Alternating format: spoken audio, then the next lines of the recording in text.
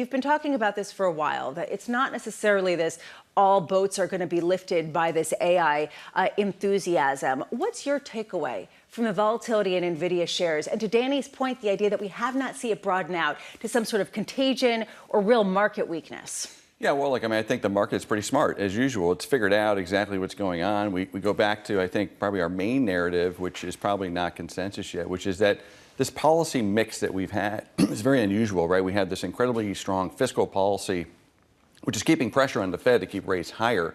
We know rates are too high because the yield curve has been inverted. So that is sort of hollowing out or crowding out a good part of the economy and stocks. And so what does the market do? It gravitates to these lifeboats that can actually perform in this very challenging economic environment for most operators. When I say most operators, I'm talking about consumers and corporate. And that's reflected in the data, right? And it's not just the Mag 7, by the way, that's high quality growth. There are some really good high quality growth stocks outside of tech and comm services that have been performing well. And I think you said earlier, this sort of almost like pistons moving around. The VIX is really low and volatility in the S&P 500 is low, but the volatility under the surface is enormous. And so, because it's sort of like the boat that's tilting back and forth. If people are running to different sides of the boat can actually remain fairly stable. And that's what we have going on until there's probably going to be some sort of shock. Maybe it's the elections. And by the way, the elections don't have to be necessarily worried about bad outcome. It's just higher volatility for the broader averages. Like, elections have consequences.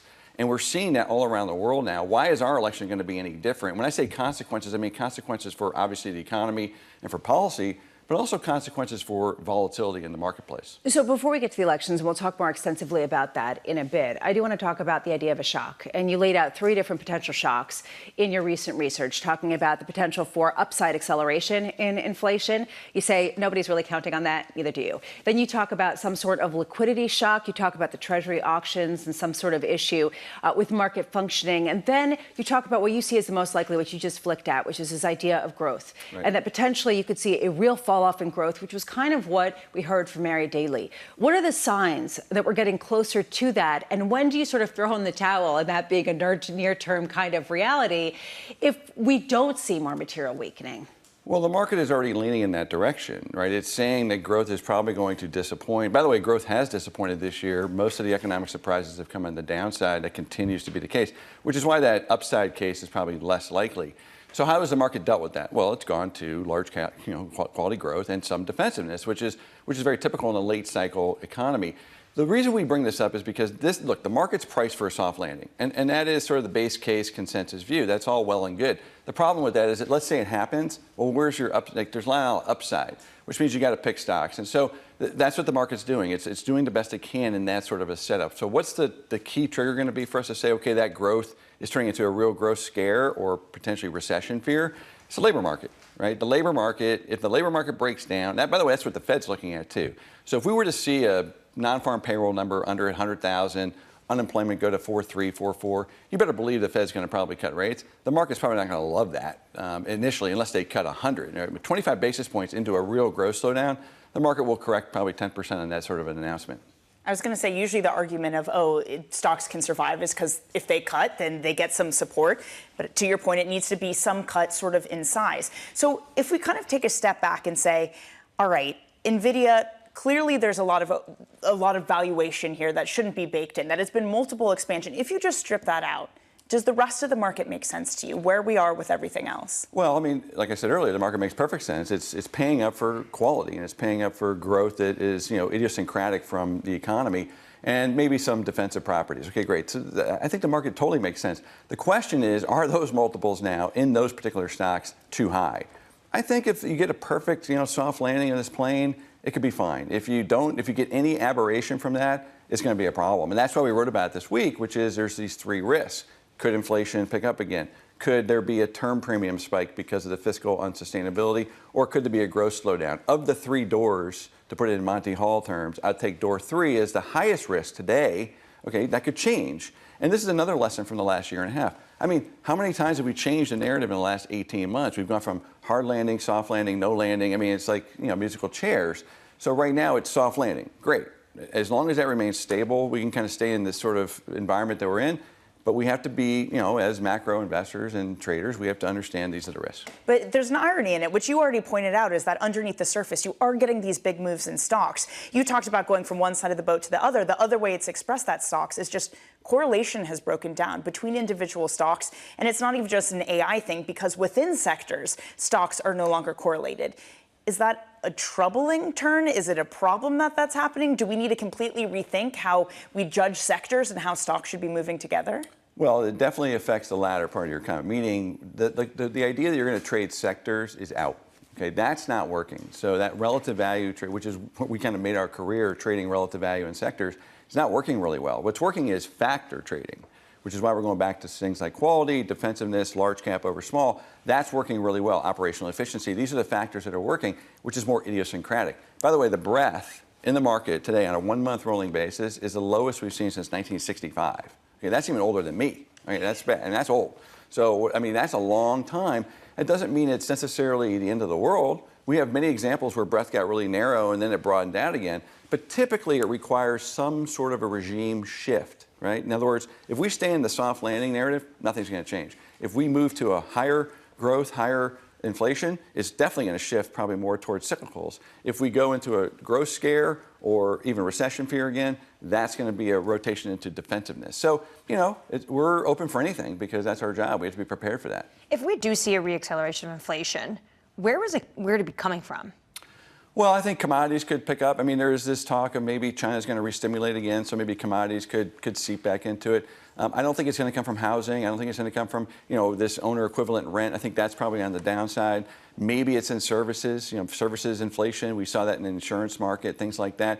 But we're not looking at a groundswell of inflation like we saw in 2020, 21, because I don't anticipate this same, impetus from, say, fiscal stimulus really driving the bus in the way that it did in 2021. We need an exogenous shock to get growth to drive kind of a broader inflation. That's why that's sort of number 3 on our list of things that will upset the apple cart right now.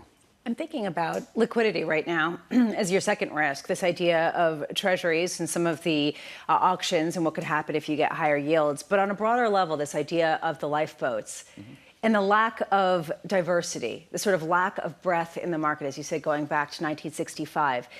At what point does that make the market more fragile, not less, right, given the fact that if you have a true downturn, at some point you have to imagine these lifeboats are going to feel it too. It isn't just going to affect everything else that, frankly, in some places have been actually signaling some warning signs about what's ahead. Sure, and look, all year we've seen one by one some of these lifeboats, sink. I mean, and then, or they at least take on water.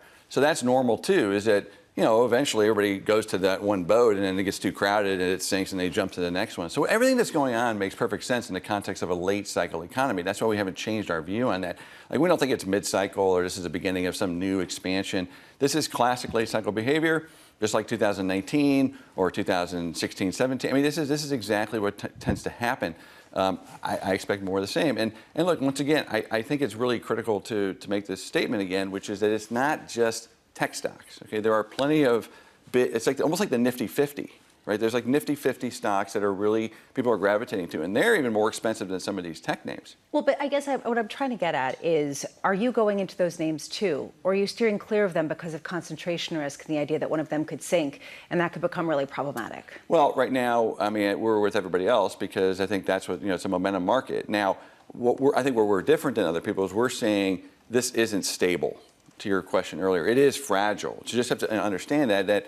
And look, these are liquid stocks, so you could, if you're running a portfolio, you don't want to be, doubly overweight some of this stuff, but you need to be leaning in that direction, understanding that you're going to have to move it around in the short term. And if there's a shock, and I think once again that third door is the biggest shock to these Nifty 50 names, meaning a growth scare. A growth scare / recession concern is the one that will take them all down together. That's not a risk today.